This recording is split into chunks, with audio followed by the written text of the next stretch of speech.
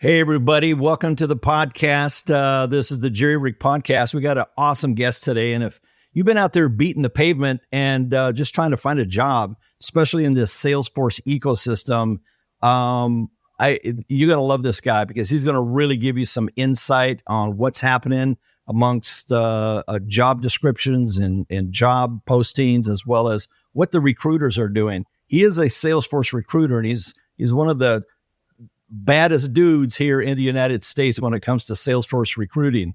So I'm going to take this guy, I'm going to put him on the spot, and we're going to ask him some hard questions because, you know, those recruiter guys, they're a little wily. So we want to put him on the spot. So stick around. We're going to be right back.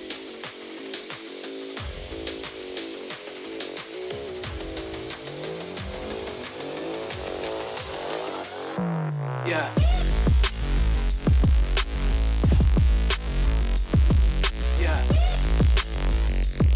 This is the Jerry Rigged Podcast, your no-nonsense knowledge base for business technology, marketing, and analytics. And now your host, Jerry Surstead. I got a special guest today out of Dallas, Texas. His name is Kiro, and a little bit different name. Took me a little while to kind of get used to it, but he works with a company called Third Republic. And what we're going to do is we're going to put him on the spot. And you know me, I don't beat around the bush. I kind of just get to the point, and we'll ask the hard questions. Kiro, what's going on, buddy? How's it going, Jerry? Very good. Nice to see you again. Yes. Absolutely pumped to be on the Jerry Rig Podcast. I've seen a lot of good stuff on LinkedIn and feel very honored to be here. So thanks for the invite. No problem. So, Kiro, so now what is the correct pronunciation of your name so that everyone knows?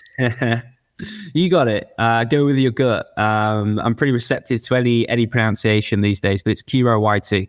Kiro Whitey. Yeah. Right. So my mum's from the UK, hence the accent, and my dad's from the Middle East, so it's an Arabic name. So best of both worlds, I like to think. West meets Middle East. Yes, that's cool. So tell me, where did you grow up? Are you from the UK or were you born and raised here in the United States? I spent 25 good years in the UK. So I grew up in the northeast of England, a small town that nobody would have heard of called Grimsby, circa 100,000 people, old World War II, fishing port, kind of on the decline ever since. Behind the curve from a tech standpoint, kind of run of the mill 9 till 5, marry young kind of town, right? Those that were maybe fortunate enough got out and escaped into the bigger cities, the Sheffields, the Manchesters, and in my case, I went all the way to the capital down south in London, which is where it all began from a recruitment standpoint. That's cool. That's cool. So what brought you to Dallas and how long have you lived there? I mean, we could make a podcast about that in itself, Jerry, with that question. But yeah, no. So I spent 3.5 years in the UK supporting C-suite professionals and their change transformation initiatives through the provision of talent. Right. So it's interesting. We were talking offline with your new role in the nonprofit space. And that was all I focused on for 3.5 years, working with some of the biggest charities in the UK, Cancer Research, British Red Cross, et cetera, et cetera. Save the Children was another good one. And basically partnering with C-suite execs to help them find business analysis, project and program management, trainers, individuals that would really kind of challenge driving change and user adoption within an organization. That opportunity led me to a move stateside across the pond with Third Republic. I spent 3.5 years in our New York office, really kind of growing out our contracts business, which is maybe how we first met, right? And supporting, customers with their needs for staff org, be it short-term, part-time, or be it the traditional kind of 40-hour a week, 12-month contracts, right? did that for 3.5 years. You know, we ran lean. We had a small team, and we I think at our peak we got around 150 contractors out across 50 plus different clients across the US. So no mean feat. You know, for those that are in the staffing side, that's you know, pretty decent accomplishment. And then you know, with Dallas, I kind of saw even before the pandemic, Jerry, more and more businesses were moving and creating satellite hubs in Texas. More and more individuals that I were working with, Salesforce admins, developers, architects, were moving to Texas. Austin in particular was hot around 2019, 2020. And the thing I liked about Dallas was the variety of businesses, right? Houston, it's associated with oil and gas, a bit of healthcare. Right, right. You associate it with software development, right? SaaS companies, startups. With Dallas, you've got everything. You've got retail, you've got financial services, insurance, healthcare. So for me, I think Dallas is a city that's thriving. It's part of Texas, which is obviously, you know, you will see online how it's, I think, the 8th largest economy in the world in itself, right? You know, it's a great place to be from a business perspective, but also just from you know, the people are fantastic as well. So that's how I end up in Dallas. Yeah. So one of the things that I've always appreciated about Kiro is I've always liked people that are passionate about what they do. You know, some people in some of these spaces feel like opportunists. You know, they're jumping over here because all of a sudden now that's hot, and then they jump over here because that's hot. Kiro is one of the few, probably, and now mind you, I spent 4 months, did over 60 job interviews, wow. Talked to well over 100 recruiters, and I got a real good feel for recruiting and the different flavors of recruiters. Kiro's, I believe, one of the only guys that I know that actually has Salesforce certifications. And I just think that's cool. I mean, when it comes to Salesforce recruiting in Dallas, I can't help but think that Kiro just like owns that market.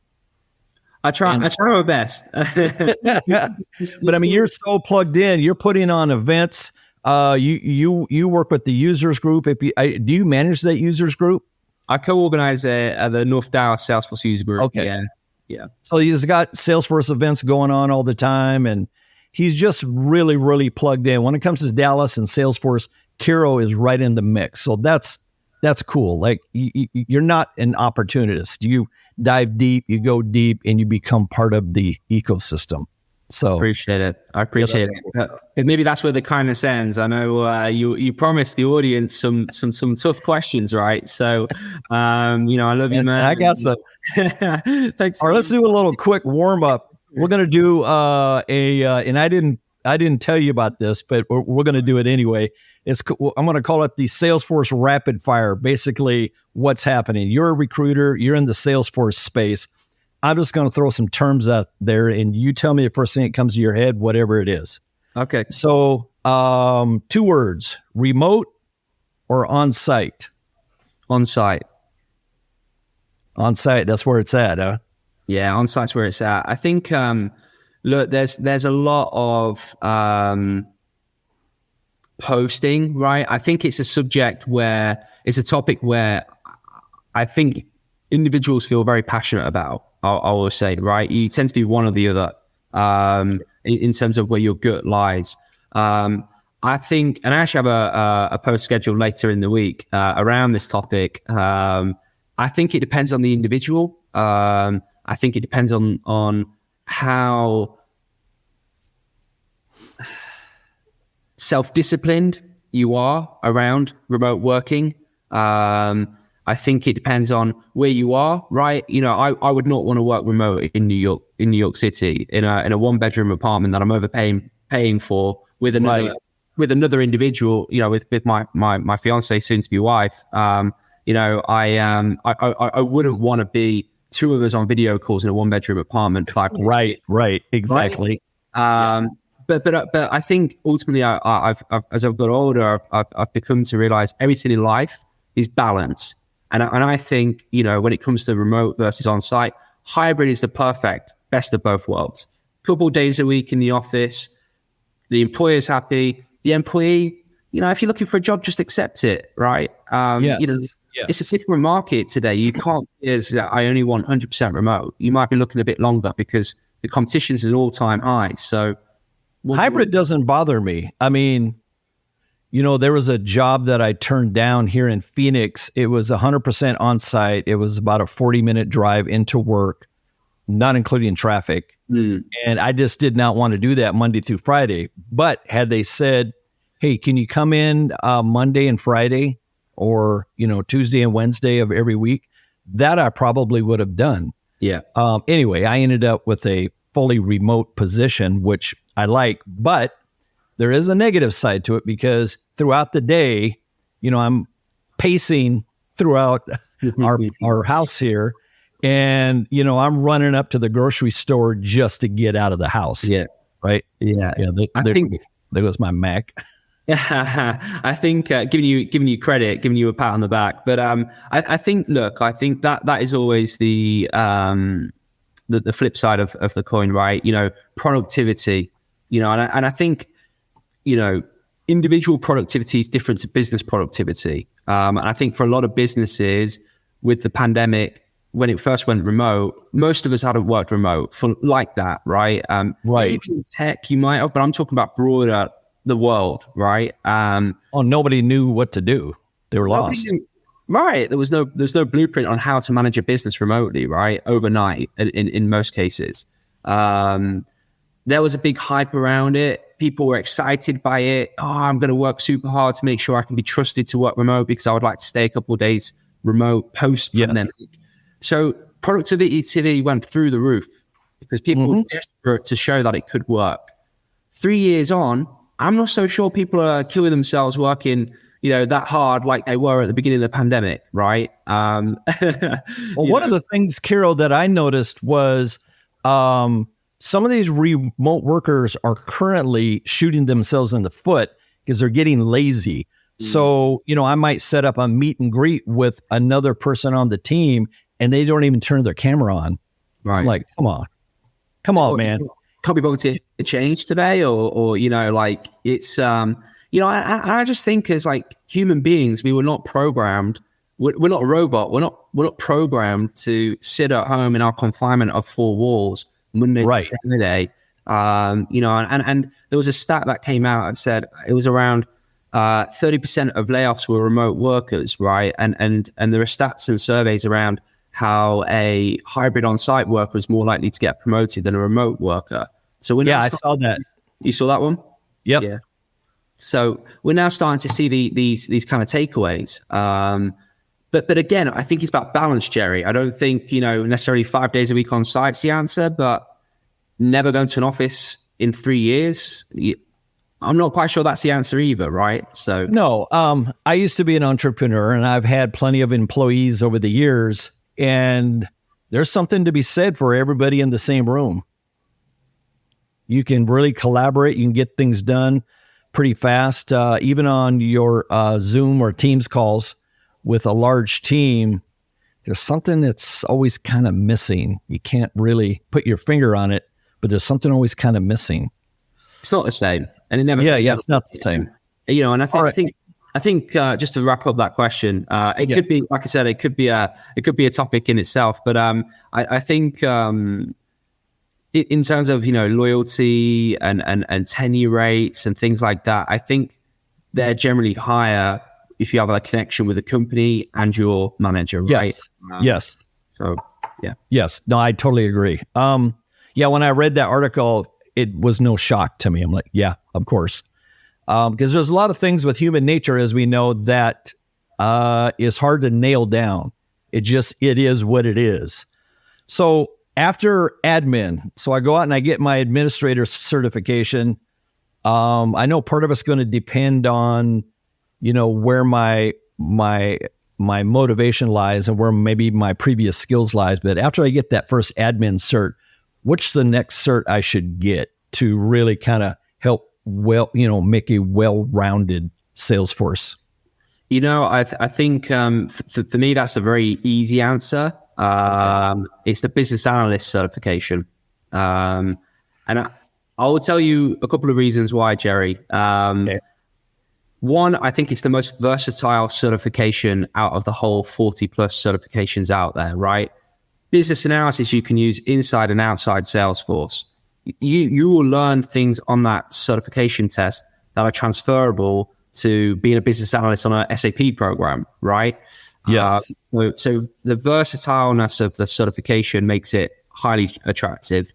The second reason is I believe that's where most implementations go wrong. It's a lack of the requirement gathering at the very start of that kind of discovery phase. Yes. They weren't hit correctly on maybe the business didn't understand exactly what was possible or had realistic expectations or even knew what they wanted in the first place. And maybe the partner or the individual, employee of that business didn't ask the tough questions. Yes. To truly understand what they need. So I think for those two reasons, the BA cert should be high on the list. Well, I'm going to back that up, and here's why. So I have a background in marketing, background in technology, CRM platforms, from HubSpot to Salesforce to a bunch of stuff. And so 4 or 5 months ago, I was trying to which direction should I head down? And, I like marketing, but I love business analysis. And I started going down the business analysis route for that very reason, because it's so versatile. But here's what I found. There is a huge demand for Salesforce BAs, regular IT BAs. To this day, I went in and I turned off all of my LinkedIn, Indeed, Dice, all of them platforms turned off. And a month later, I am still getting pounded. Wow. 5 to 7 emails a day wanting me to interview, and 3 to 5 just direct phone calls every single day. I mean, to the point of annoyance. And so I'm like, man, there's a lot. In every single one of them is Salesforce admin /BA, business analyst, Salesforce business analyst, every single one of them. And I just had no idea that there was that many organizations looking for that role. Yeah. What are you seeing? Yeah, I see the same. I think selfishly, that's another reason why I should take the cert, right? Because it's going to increase your chances of securing a new role. Yes. And I think the BA role can be, not always, but it can be less technical as well, right? So yep. I couldn't make it as a Salesforce admin. I just don't I get the concepts of being a Salesforce admin. Of course, and I've placed 200, 300 Salesforce admins in my career, but me doing a Salesforce admin job on a daily basis, it's not my personality, right? Yes. I much prefer talking to Salesforce admins and finding jobs. So I think the BA is, you need to know enough about the administration side to be dangerous, to understand it, but you're not necessarily building the flows yourself. Or some organizations you are, like the post you talk about, Jerry, where it might be an end user, you're an admin BA. We'll call that a badmin. Let's coin a term. The bad. Oh, I like that. Badmin. Yeah. But in a bigger business, if you're working for an enterprise organization, the chances are you're a BA and that's all you're doing. So it's kind of a nice in between role between being on technical projects, but not necessarily having to know how to create a custom object or a flow from scratch, right? So it could be a happy medium between the two channels. Yeah, flows. Yeah. Mind blown.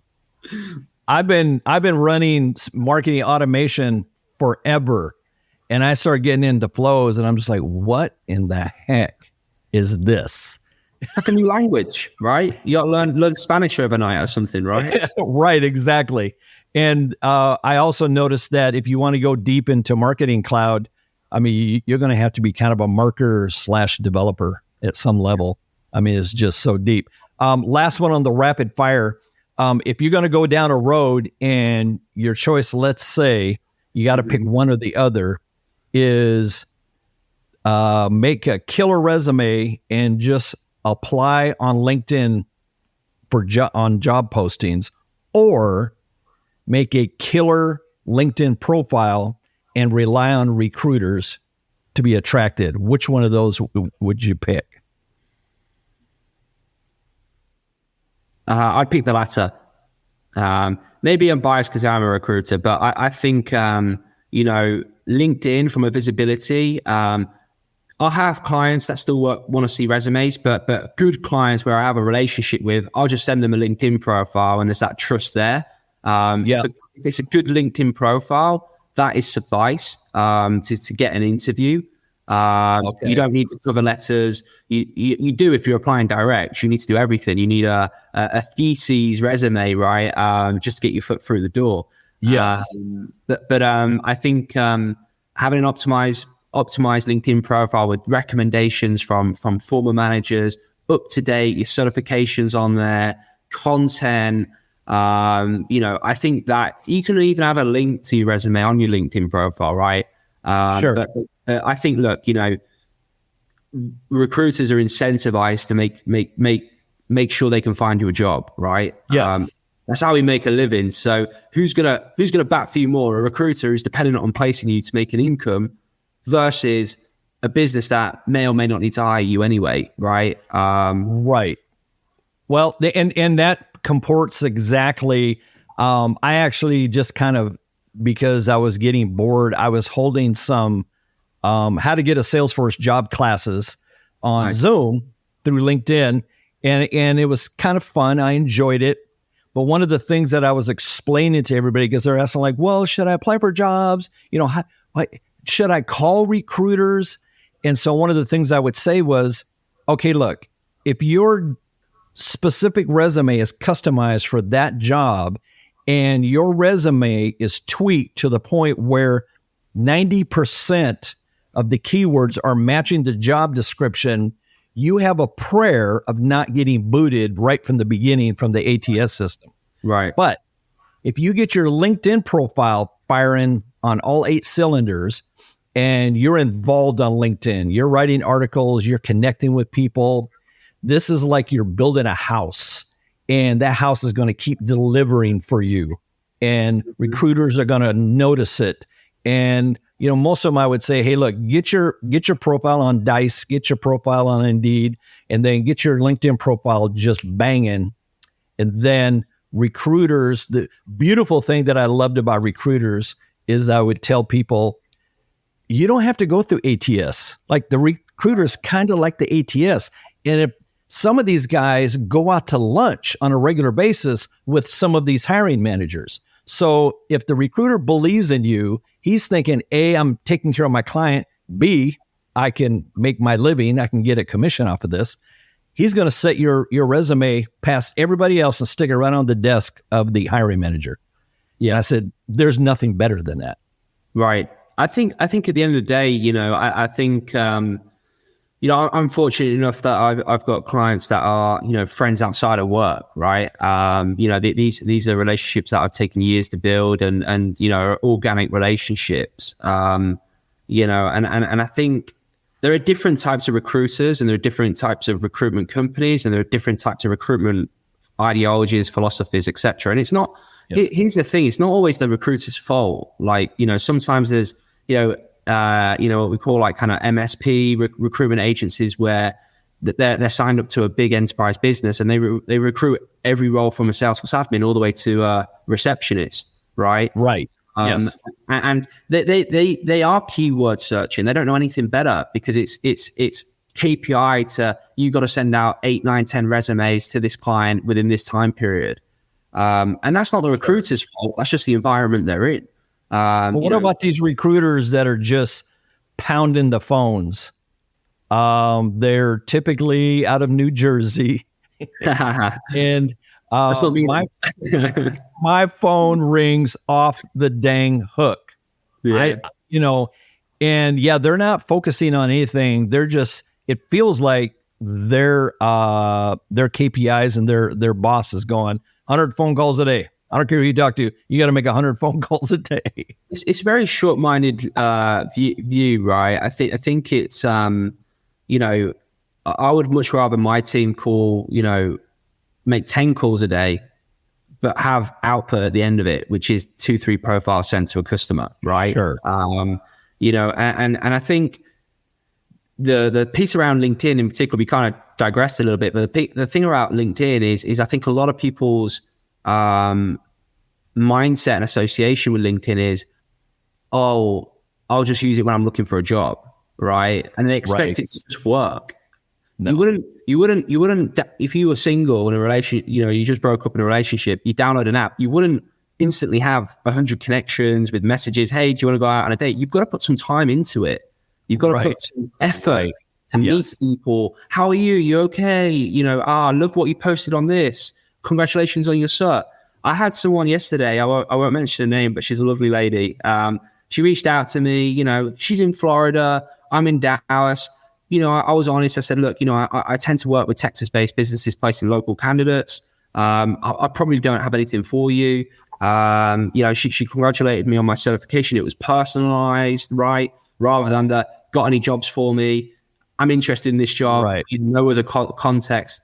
So, she said, look, could I have some time, from you? I'm thinking in the short term, I'm thinking like my time's precious. I'm never going to place you anyway. So what's the ROI in it for me, kind of thing, right? But I thought, you know what? If you can do this time, I'm driving to a client meeting at 5 p.m. on a Friday. I will speak to you, right? And I had a great conversation for 15 minutes, all because she asked nicely and she gave me a compliment.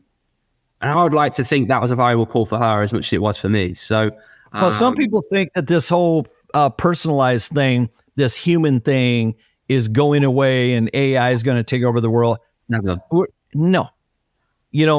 Humans have been on this earth for thousands of years, and there's just some things you're never going to replace.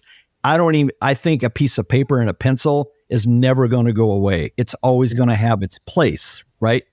So back to what you were saying about LinkedIn, I think that LinkedIn should be part of your business life. Mm-hmm. It should be a partner. They should teach it in school. Yes. It should be part of that process, because when you build it over time, you go to a LinkedIn profile and there's no headshot, there's no profile banner, there's very little information. And then I'd look and I go, how does this guy got 300 followers? I mean, how is that even possible? Like, he doesn't, in my eyes, he doesn't even exist. Then you go to another one and it's very robust. It's very mature. There's lots of stuff, lots of content, articles and videos and certifications. That's when you feel comfortable. You go, I want to work with this person. They're cool. And then when you write art, and this is a piece that I learned when I was in radio in Seattle, you become bigger than life. When you write articles and people see you all the time, now the hiring managers, they don't just think, oh, maybe I should interview him because we have a position. They're thinking, I got to get this person on my team because they rock and roll. They're a professor of Salesforce. Absolutely. They're teaching other people, right? Absolutely. Yeah, you hit the nail on the head. And I think it's LinkedIn is a free walking advertisement of yourself. It's free. It's right? Free. Like, what the heck? It's free. You don't have to spend a nickel. Why would you spend, hundreds of dollars on resume writing, people who will do just take the time, read a few, watch a few videos, see a few posts. There's so much you can achieve with LinkedIn. And I think, it should definitely be taught at school. LinkedIn and sales in general should be on the school, subject list.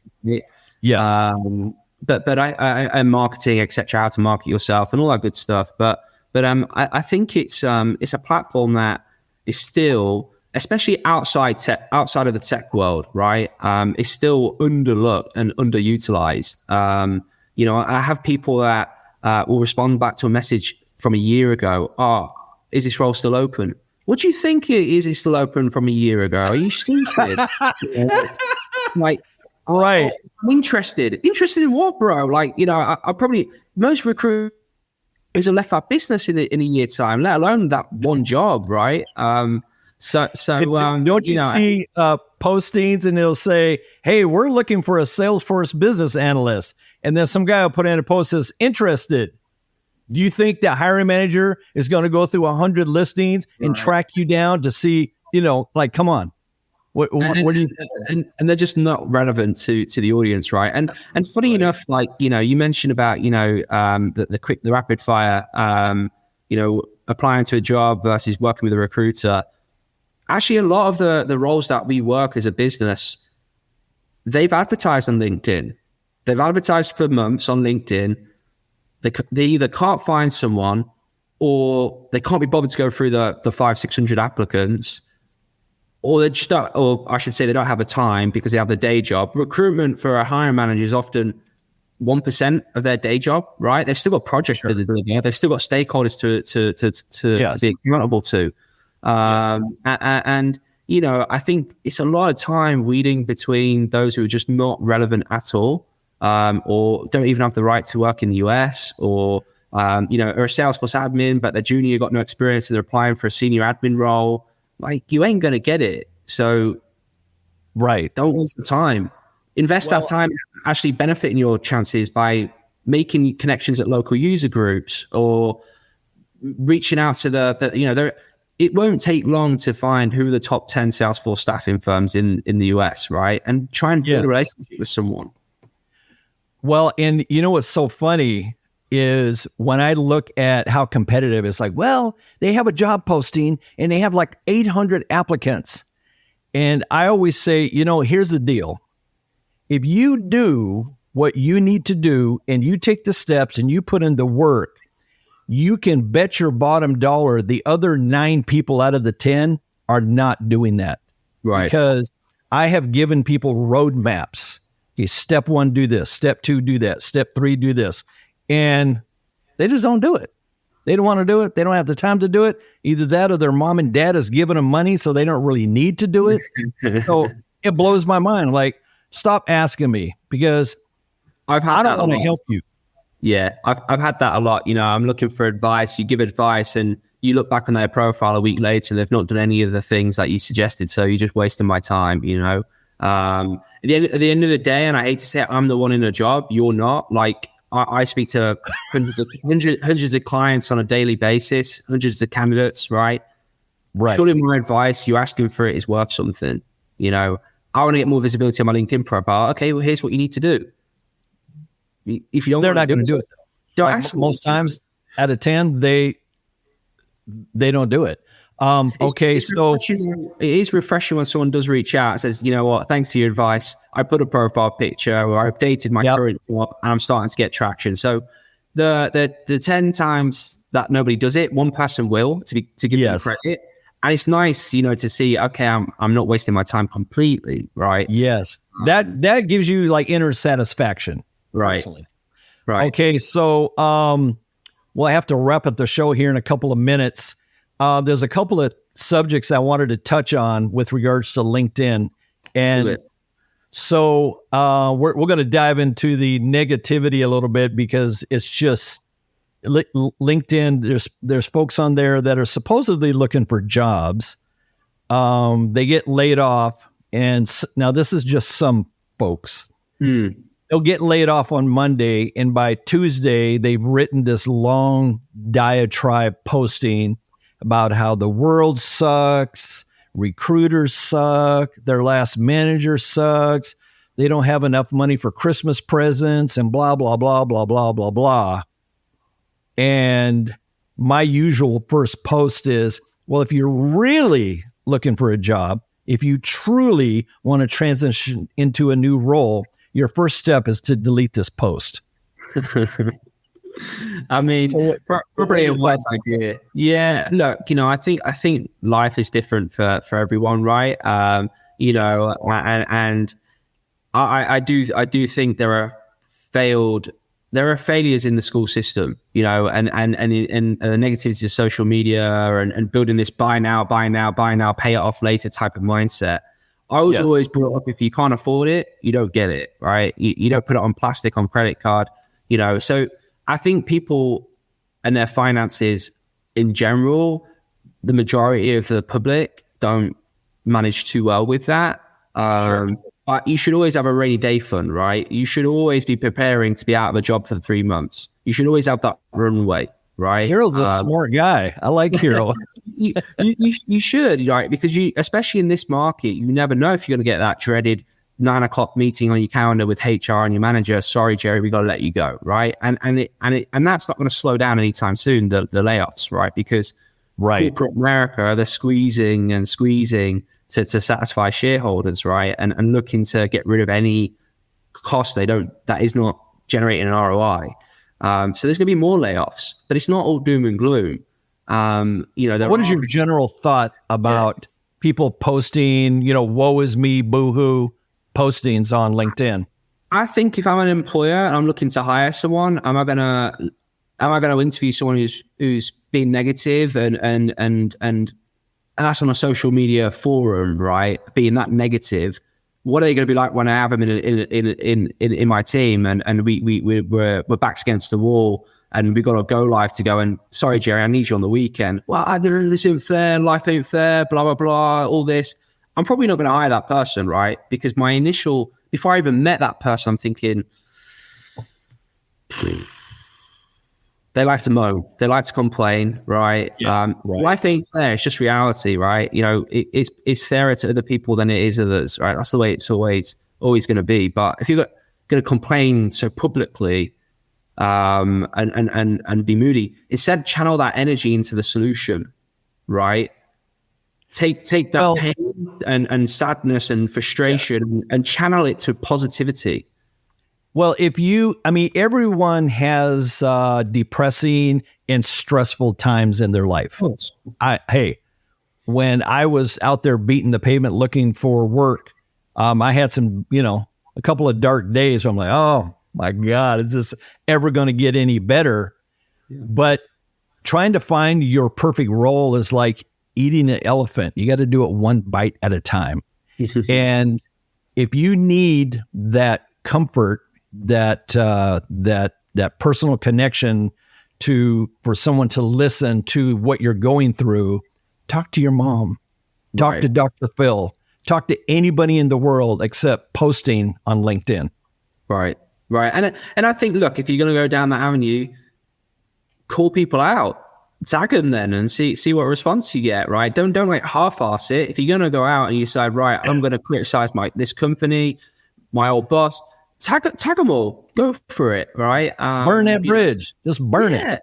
You burned it anyway. So actually fulfill it properly. Do something 100% in. You're either all in or you're not, right? Either don't post it or post it and go all out, right? But joking aside, it's look, life's tough, and I think we could say this shit happens, right? And you've always got to have a plan B. You've always got to be upskilling yourself, investing in certifications, just in case you get fired, right, or laid off, right? You've always got to be networking on LinkedIn. There's actions that you can take that will at least mitigate the disaster of being laid off unexpectedly. Yes. Give yourself a comfort blanket. Yeah, well, having 6 months in savings, right? 6 months worth of living expenses in savings is a really smart move. It reduces that stress, gives you 6 months to get out there and get back on the horse, so to speak. And hey, LinkedIn, we talked about LinkedIn being free. LinkedIn is free.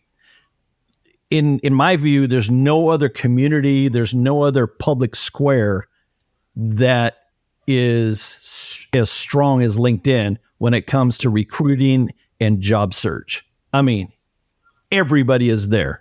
Yeah. And I think, so if you're, to your point, Jerry, I mean, we don't have access to job boards, right? At the Republic, we don't have, we're not finding candidates from job boards. Put it that way. It's all LinkedIn.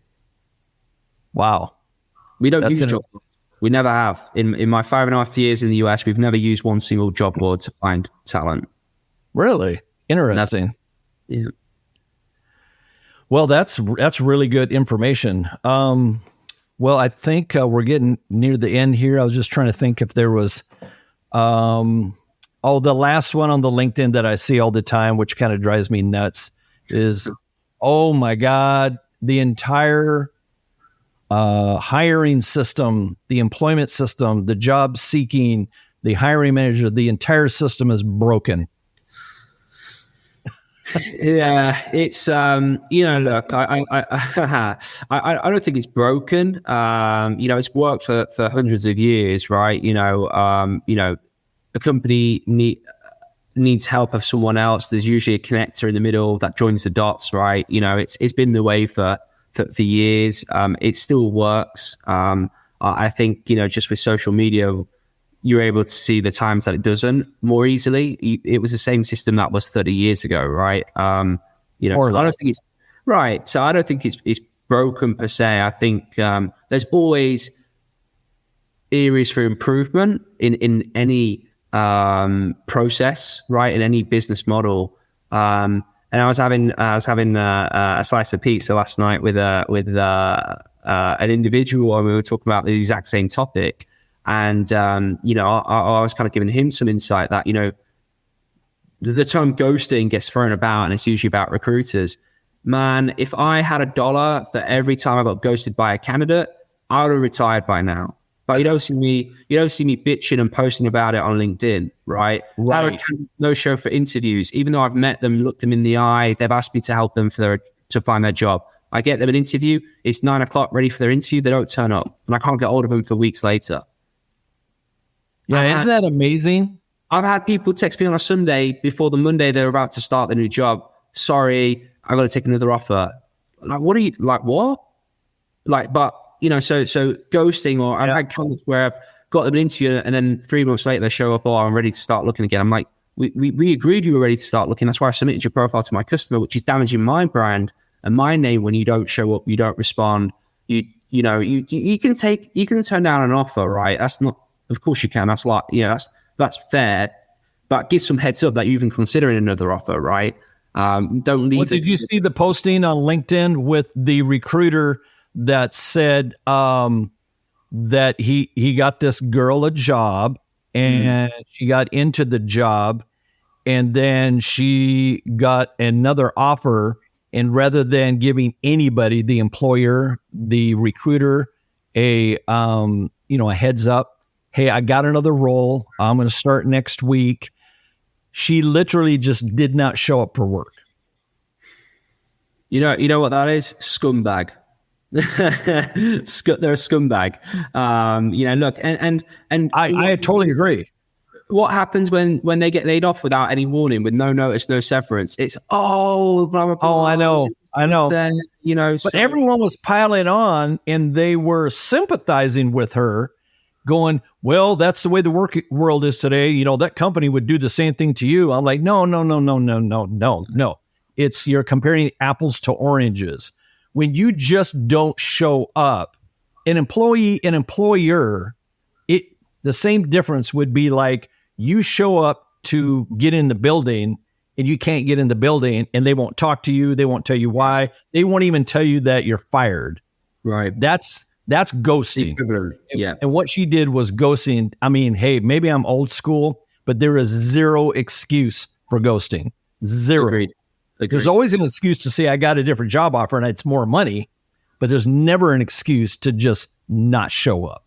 Agreed. I like that. Not show up. I think, again, it goes back to basic life principles. Treat people how you would like to be treated. The other thing that's sad about these scenarios, right, is that it's taken away from someone else who actually needs that job and wants that job, right? He's motivated, right? That is motivated. When you don't show up for an interview, that could have been someone else, and we could have placed that person, and they could not have to spend hours and hours, weeks and weeks on the job search, but you took their slot, right? Yes. So I think just do the right thing. Treat people how you would like to be treated. Well, they, their mom and dad didn't teach them that to have enough kahunas to be able to get on a call and go, guys, I really apologize. I accepted another offer. I really appreciate all the work that you put into me. This is just way better for me, blah, blah, blah. Now they know. That's called having some fortitude, right. some ethics. But to just not show up, that's so like beyond my DNA. I can't wrap my brain around it. You and me both, Jerry. But maybe another time we will, right? We'll figure it out. Exactly. Maybe we'll do this in a year's time. Let's save it for another podcast. Just talk about those folks. Well, Carol, I want to thank you so much for coming in and talking about recruiters and giving us some real information. If you were going to leave the folks watching this podcast with maybe like kind of a 1, 2, 3 plan or a 1, 2 plan, and they got an admin cert, let's say, or maybe even an admin BA cert, and now they're just unemployed and they're out there beating the pavement. What's like the top 3 things they should do like right now? Right now, I think in this market, it's all about trust. There are a lot of fake candidates in the marketplace, people who are not even real people, exaggerating their skill sets. I think be honest and be credible. One of the quickest things you can do to do that is get LinkedIn recommendations to account for the testament of your character. I know Jerry. I've worked with Jerry. He is legit. If he says he's going to turn up, he'll turn up. I might not know how good of a Salesforce admin he is. Let's say it's not me. I know you're a great Salesforce admin, but let's say I don't, right? I don't know. I can't speak to his Salesforce credibility, but as a human being, he is the man, right? Everyone is capable of getting a recommendation like that from someone. That is the first thing you have to be doing. It gives employers and recruiters peace of mind that you're legit, right? So that's the first thing. I think the second thing is you've got to be flexible.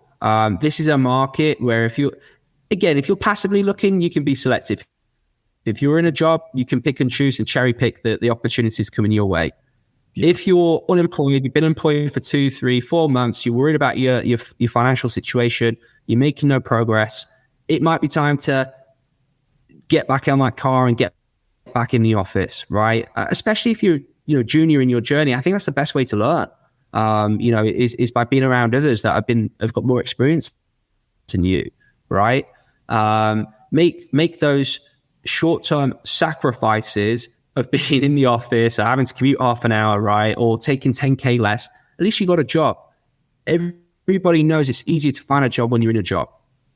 It's like a unspoken rule. It just is. That's why I never ever one time had my green ring of I'm available, because I always felt it. Right. To me, it felt desperate.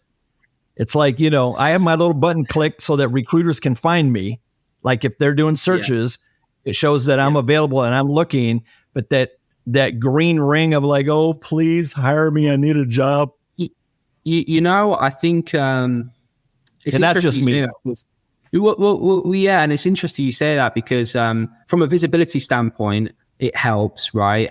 But equally so does open to work. But maybe people don't understand that. I have had clients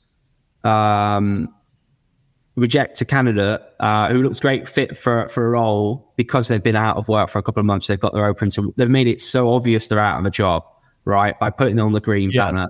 And there was a post at the start of the year which was very controversial on that subject. Do you put it on? Do you not?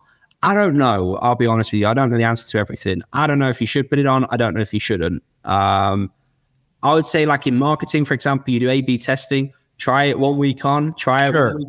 See if you get more traction. Give it a go. Well, as a recruiter, how many times are you searching on LinkedIn and all you're doing is trying to wade through people that got the green ring? Oh, I know. Yeah, I mean, as a recruiter, we have a different license, which is LinkedIn Recruiter. Right. And we put an advanced search Boolean into that, which includes open to work. I'll usually find people through, geography of their location. So that is really important. One of my pet peeves is people who just put United States because they're missing out on so many opportunities, right? Yes.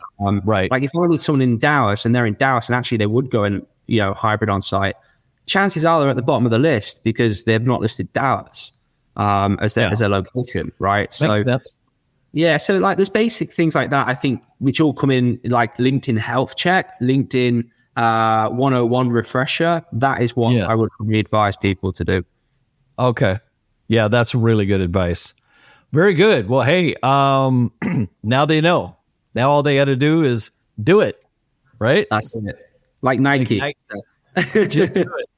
Just be quiet, stop complaining, and do it. And if you do it every day, it'll happen. Exactly. It'll happen. It will. Well, thanks, Kiro. Yeah, exactly. Well, Kiro YT from Third Republic, thank you so much for coming into the Jerry Rig podcast. It's nice and refreshing to get some direct information from the horse's mouth, so to speak. The recruiter, and he's not just a recruiter, he is a solid Salesforce guy. And so he really knows. And so if you're out there kind of beating the bushes, you might want to hit him up on LinkedIn, say hi, check in, and if you're in Dallas, I mean, that's always an added bonus, right, Carol? Always. We have our next North Dallas meetup coming up on the 31st next week. We run them regularly, so come and join us, say hello. Especially Texans in the Salesforce ecosystem. We have a lot of clients in Texas, so always say hi and drop me a message. Yeah, that's great. Well, thanks, Kiro. I'm going to wrap things up. And remember that if you're trying to get plugged into the ecosystem, live and breathe on LinkedIn, get your certifications, promote yourself, write articles. And I know for some of you folks, maybe that's a little harder. Maybe you're a little bit introverted, but you gotta break out and remember that you have something to offer that nobody else does. Your unique perspective. So until next time on the Jerry Rig podcast, we will talk. The Jerry Rigged Podcast. Don't forget to subscribe on Apple, Spotify, or Google. Business technology for CEOs, managers, and business owners. We're here to deliver insights and strategies without the fluff. This is the Jerry Rigged Podcast.